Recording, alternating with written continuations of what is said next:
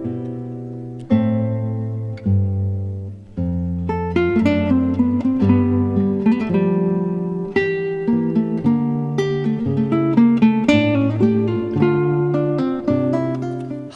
I'm Reverend Jake Zabe, and welcome to Children's Bible Stories.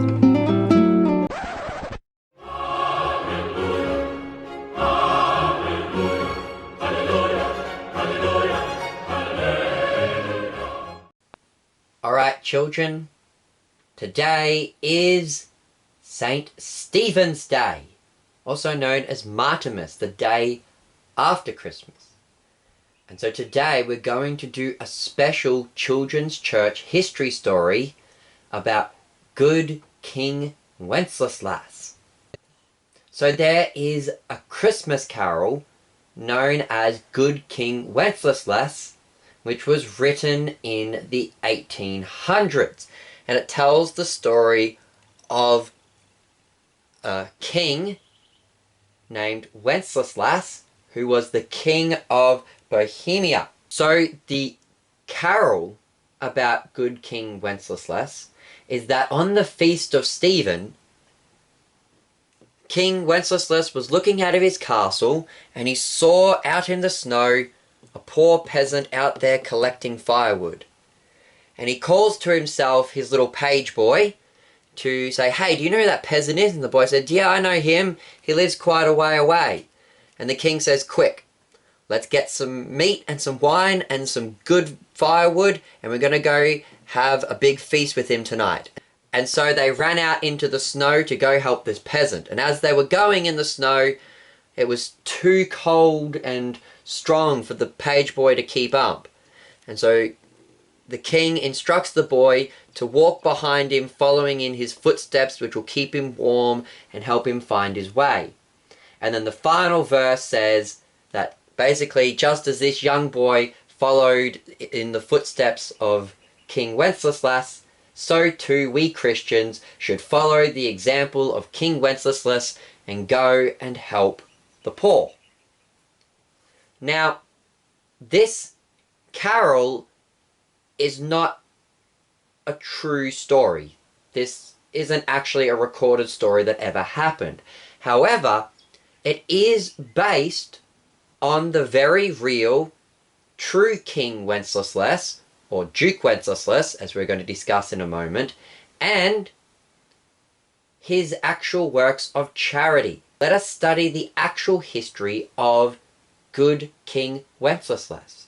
Because even though this Christmas carol isn't an actual story from his life, it does reflect the kind of things that Wenceslas did do in his lifetime. But in order to understand that, we need to begin with the life of King Wenceslas. Wenceslas was born in the year 907 AD. He was the grandson of Borevorge and Ludmilla, who were the Duke and Duchess of Bohemia, and they had been converted to Christianity from paganism by the Slavic missionaries Cyril and Methodius. And they had a son, Wenceslas, who had married a pagan princess. So Dromira was the daughter of a pagan chief, and she had agreed to convert to Christianity in order to marry the Prince of Bohemia, Wenceslas, Wenceslas's father. And so on their wedding day, Dromira was baptized and converted to Christianity. However, as we're going to learn, she was very much just a Christian in name only, and was very much still a pagan at heart. Because Wenceslas and Dromira had two sons, Wenceslas and Borislas. And Wenceslas's grandfather, Borodvorj, had died and passed on to heaven, and had passed on his crown to his son, Wenceslas. And then, in the year 921, Wenceslas died and passed on his crown to his older son, Wenceslas. Now, Wenceslas wasn't actually a king. He was the Duke of Bohemia. So he was good Duke Wenceslas. Now the problem was, he became Duke at the age of 13. He was but a boy. And so, according to the Bohemian laws, even though he was technically the Duke, he wasn't allowed to rule. And so instead, his grandmother, Ludmilla, she instead went about running the Duchy of Bohemia and was doing the active role of ruling. And Ludmilla was a very faithful Christian woman, having been converted by the missionaries Cyril and Methodius. And she encouraged her grandsons to follow Christianity and to be good Christian rulers. But Drahomira, even though she was a Christian in name, was still very much a pagan at heart, and she resented Ludmilla, and she tried to encourage her son Borislav to follow paganism instead of Christianity.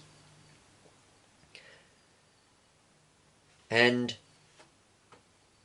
later that year, in the year 921, Drahomira, resenting Ludmilla so much, got some men to kill her.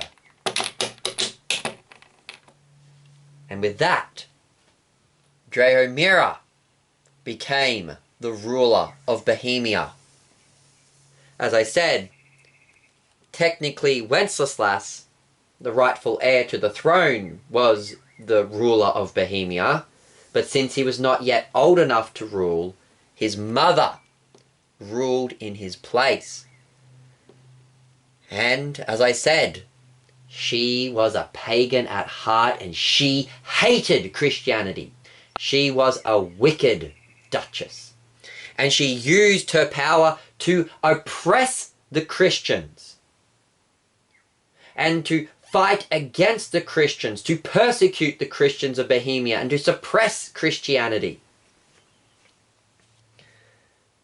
But in 1925, on his 18th birthday, Wenceslas was now old enough to take full control of Bohemia. And along with some faithful Christian noblemen, they were able to depose Drahomira and banished her from Bohemia. However, Borislav had been corrupted by his mother and was very much a pagan as well. Seeking to keep the peace in their country, Wenceslas divided up the nation between himself and his brother. So Wenceslas would be in charge, but Borislav could also be somewhat in charge, and they would kind of rule Bohemia as co-rulers. Now, as for Wenceslas himself, he was a very good, noble Christian ruler. As I said earlier, the carol Good King Wenceslas is not a true story, but it is based on things that he did. Historians of that era recount how every night he would go out with one of his chamberlains, and he would go out every night visiting the sick and the widows and the orphans and those in prisons, taking them food and giving them firewood and looking after the poor and the oppressed in his territory. And so, even though the carol Good King Wenceslas is a made-up story, it's very likely that Wenceslas may have actually done something like that. And there's also another account that details what kind of a good king Wenceslas was. So the story goes that one of Wenceslas's counts, Radislas, decided to rebel against the Duke, and he led an army of others against Wenceslas.